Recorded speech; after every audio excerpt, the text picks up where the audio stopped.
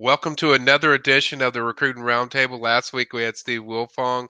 This week, probably even better. A guy that's certainly a former member of the FSU beat, and has one of the best talk shows you can find, the Inside Scoop. We want to welcome On3's national host, Josh Newberg, onto the show. This is going to be a fun one with Josh. But Josh, welcome, man. Hey, back at home with my FSU fans. It's a pleasure to be here. Wow, what a week. What a week to come on. I mean, at the start of official visit season, which Yeah. leads us into commitment season, which takes us right into flip seasons. So we Yeah, love it. It's a good time to be here. Yeah, that's what I was saying, Josh. Like, yeah, there's going to be a lot of commits. There's going to be a lot of decommits. But um, before we get into everything, but talk about the Elite Series you guys held. Phenomenal event. What was kind of some of the takeaways you had from that event? Because obviously, incredible showing by the whole On3 team with that.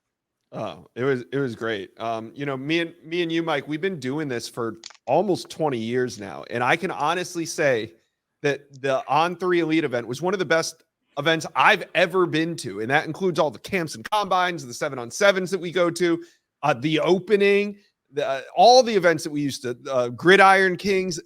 This On3 Elite event, I think, or I know, is going to be the recruiting event of the summer moving forward. We've been through some phases of recruiting. We saw the camp and combine season, which led into the opening, which Nike owned that event for almost 10 years. And that was like the epicenter of summer recruiting. And moving forward, at least for the foreseeable future, the On3 Elite series is going to be the summer recruiting event that everybody talks about, that everybody goes to. And just to be a part of it these last 2 years was amazing. I think it's only going to get better. And one of the cool things about it was the fact that there's no competition. These guys are all here to learn, to listen, to get to know each other. Some great speakers, Will Compton, Jimmy Sexton, a bunch of brands were there. Ronnie Brown, the former Auburn running back, now Wow. works for Morgan Stanley. So he was helping those guys with some financial talk. But overall, just to be with all these recruits and their parents and to understand what these guys are going through, what they're dealing with in modern day recruiting, because Mike, recruiting has changed so much since the days of you and I going out to Oregon to cover the opening. Yeah. Now they're learning financial literacy. They're learning about life after football. They're learning about investments. And it's just, it's incredible to see, but I also think it's very necessary as well. Yeah, no doubt. It sounds exciting. We know everyone from On3 did an incredible job. Our staff was there with Aslan being there, Yeah. but just having everyone there covering it was really exciting. It's really informative. Now getting into FSU, before we get into the specific guys, but just talk about just the state of what they're doing, Josh. Whether recruiting or just in general.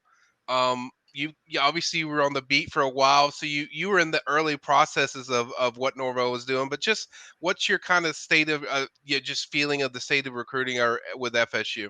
Florida State's coming. I mean, I think that they have 4 commitments right now, but it's about to get exciting for Florida State recruiting, and you can feel the build up, and we all know that June 21 weekend is the weekend that all FSU fans have their eyes on. Huge official visit weekend, but we're going to start seeing some sorting out, and we're going to start seeing it. But talking to the guys here, Mike Norvell and his staff, they seem very focused. They're very dialed into the guys that they want.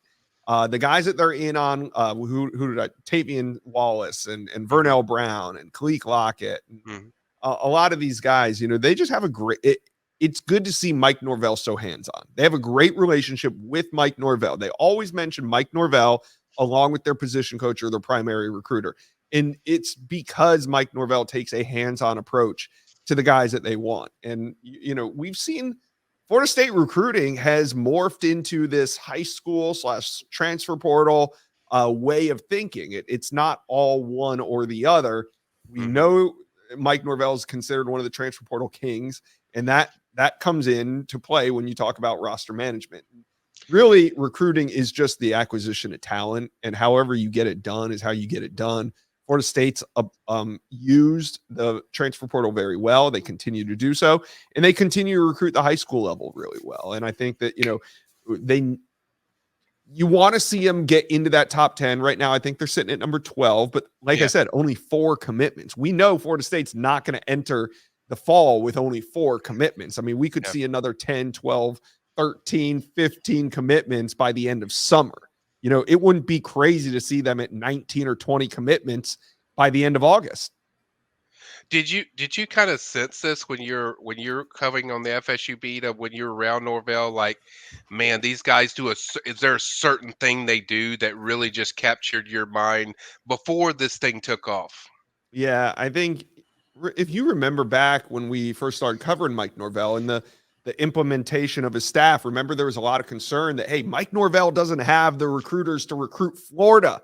Yeah. Well, guess what? That kind of all equalized. All you got to do is win. So now they can recruit Florida again. And I think we've seen the evolution of that. The relationships are there. When Mike, and part of it was when he hired his staff, they were a losing program and they didn't hire a ton of recruiting prowess in the South.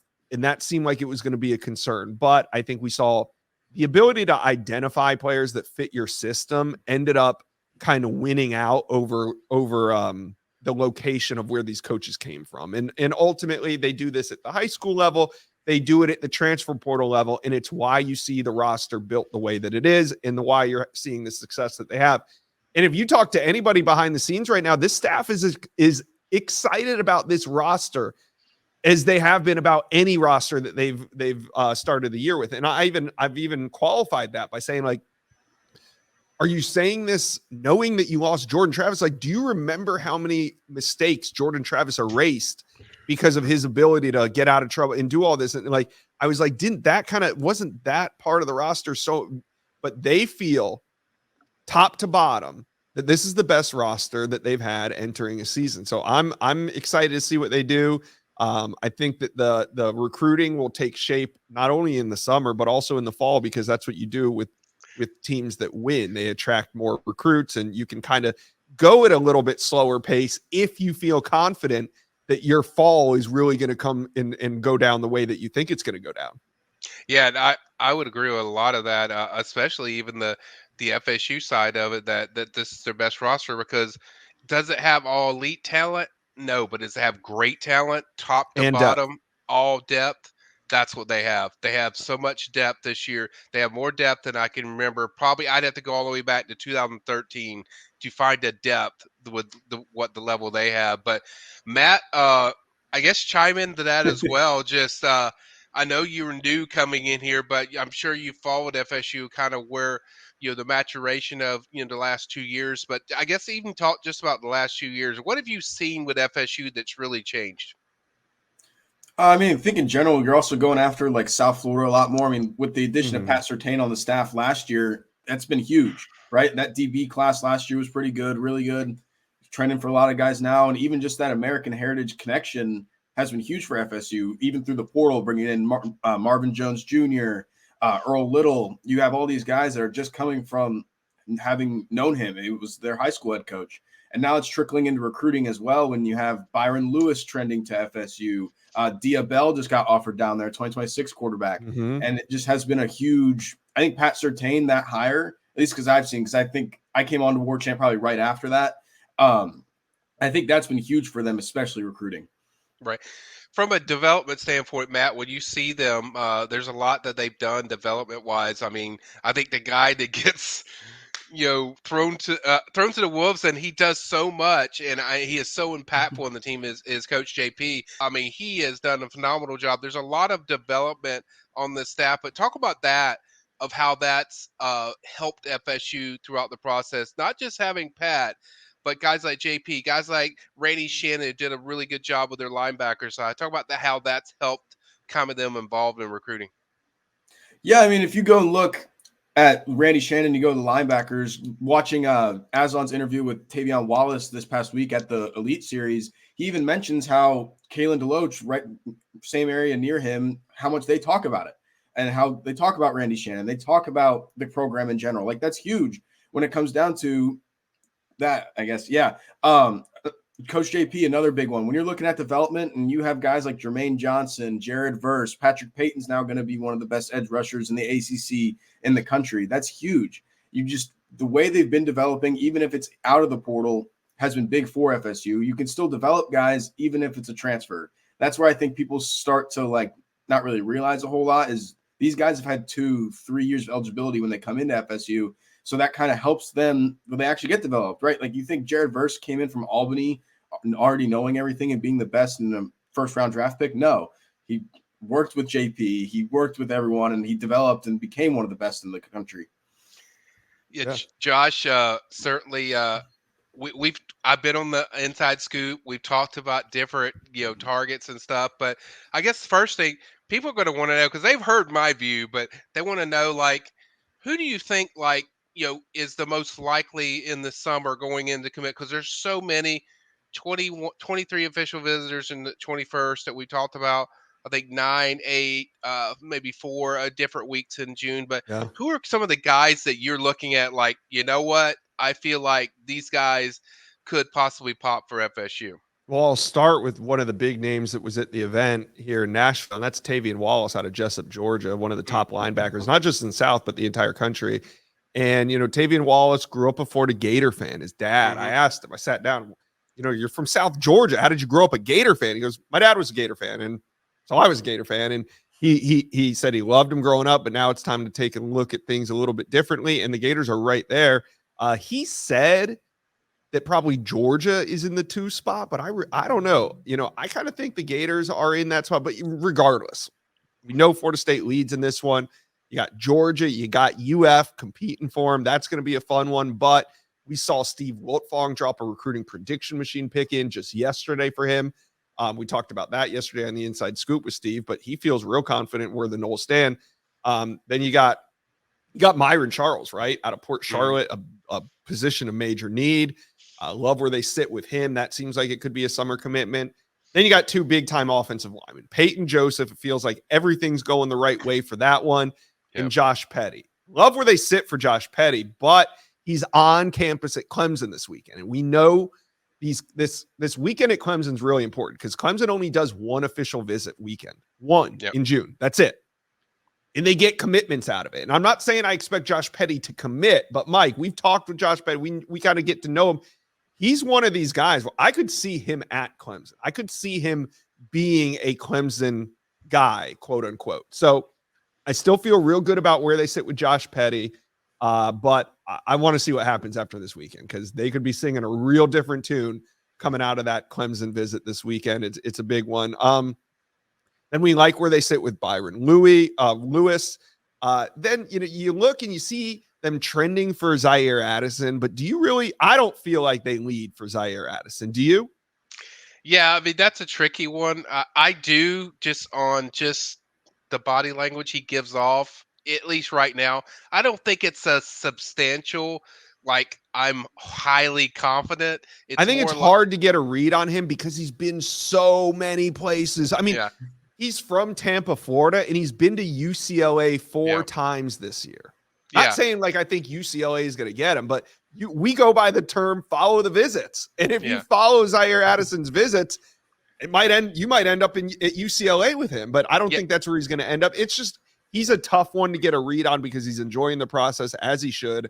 But until things kind of slow down for him, I have a hard time really figuring out where FSU stands with him. Yeah, I wouldn't pinpoint I would put FSU just because one, they were the first school to get in there relationship wise. He is so comfortable with Alex Atkins, and that seems to be a really big thing. And so that's why I kind of lean on FSU. And then two, he's been to FSU 10 times. He's been there a lot.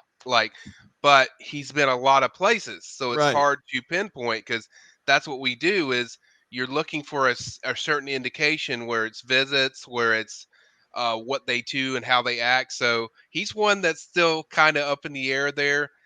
For me, Gregory Thomas, certainly feel really good about him. All the ones I think Josh mentioned, I would agree with. I am interested to see how these different visits work with Josh Petty and others. But I think it's going to be the best offensive line class that they've had. When they get done with this, I just feel everything is setting up for them to have the best offensive line class. Yeah, you got to So hold on to Solomon Thomas. there you go. Yeah, We know no that the doubt. Gators are knocking on his door a little bit, but you know that's natural. He's one of the best in the state, and the Gators should be after him. Here's another one we should talk about: Ousmane Chroma, because Oh yeah. technically he's trending to FSU, right? But is he really trending to FSU? I don't think he is. I I think don't they've think so either. I think they faded some there. He had a chance to visit FSU in the spring. I think it was on spring break. There at the beach. Went to Miami, but he didn't go to Florida State. Supposedly because his friend didn't want to go over there and take the trip. But a lot of times it's like if your friend, if you want to go, you're going to go. You're Yeah, gonna if you and want to. look, if we were ready to pencil Ousmane Chroma into Florida State's class in February and March, I think everybody was just jumping the gun, because you're right. If he really wanted to go to FSU, he's not going to pass over a trip to the beach to go visit FSU. He's going to go on campus. And hey, it's fine. Not everybody's going to end up at, you can only sign so many guys. You got to find the right ones. And to me, you see him go to Auburn. Now Auburn, it's starting to pick up with Auburn. Now we know he's got interest in Georgia, but Georgia's in on 3 really good backs: Todd Robinson, Ousmane Chroma, and Bo Jackson. And I think they probably only have room for 2 there. So we'll see what happens, but Chroma could very well end up at UGA. So Yeah, it's kind of hard to see, but you know what? There's a lot of great backs out there. They're in really good shape with Byron Lewis, who's an in-state guy. You probably rather take the in-state guy over somebody from Georgia anyway. So I'm not worried about running back recruiting, but it's kind of funny how, we feel so strongly about something in March and April about Chroma and FSU. And then, oh yeah, maybe it wasn't what we thought, but it takes something like, a situation like that to really understand, okay, maybe he doesn't really value FSU as much as we thought he did.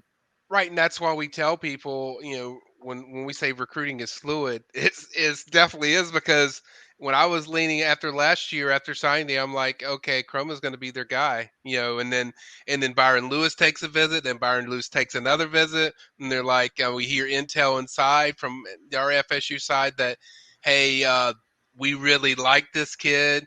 And then so it's stuff just changes so frequently. I think they're after Iverson Hayward is another one, Rocket Hayward, who they love, that they offered, that will officially visit FSU. So I think the plan, Josh, and I don't know if you agree with this, like I think their plan is to take one pure running back and then one like dynamic athlete type that they feel like they can move, kind of how they do with Ja'Kai Douglas. That's Yeah, kind and of they've the had plan. success in the portal. I mean, I wouldn't worry about running back recruiting at Florida State. Yeah. That's kind of something that even when Mike Norvell landed at FSU, everybody took note of what he did at Memphis. He did more with less at Memphis, and now that he's at FSU with all the resources and ability and the transfer portal, the transfer portal has been very helpful with running back recruiting.